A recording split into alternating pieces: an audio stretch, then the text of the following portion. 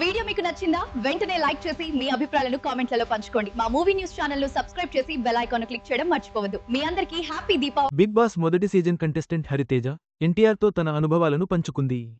దేవర, అరవింద సమేత సినిమాల షూటింగ్ సమయంలో ఎన్టీఆర్ తన నటన గురించి దర్శకులు కొరటాల శివ, త్రివిక్రమ్లకు సరదాగా చేసిన వ్యాఖ్యలను వెల్లడించింది. ఈ వార్త ప్రస్తుతం వైరల్ అవుతోంది.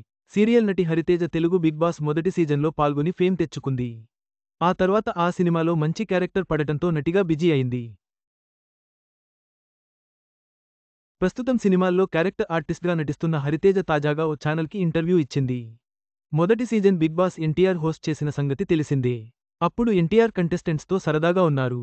కంటెస్టెంట్స్ కూడా ఎన్టీఆర్కి దగ్గర అయ్యారు. ఆ సీజన్లో హరితేజ బుర్రకథ చెప్పి బాగా ఫేమస్ అయింది. హరితేజ ఎన్టీఆర్ చేసిన దేవర, అరవింద సమేత, దమ్ము సినిమాల్లో నటించింది.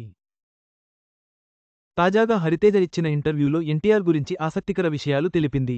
హరితేజ మాట్లాడుతూ, బిగ్ బాస్ తర్వాత ఎన్టీఆర్ గారు ఎక్కడ కనిపించినా సరదాగా వెక్కిరించడం మొదలుపెట్టారు. దేవర సినిమా షూటింగ్లో నన్ను చూసినప్పుడు కొరటాల శివగారిని పిలిచి ఎన్టీఆర్ ఈ అమ్మాయిని ఎందుకు పెట్టుకున్నారు? ఈ అమ్మాయికి యాక్టింగ్ రాదు అని సరదాగానే అన్నారు.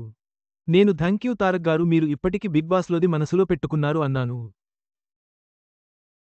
అరవింద సమేతలో కూడా ఎందుకు పెట్టుకున్నారు? ఈ అమ్మాయిని బాగా అల్లరి చేస్తుంది అని త్రివిక్రమ్తో చెప్పారు.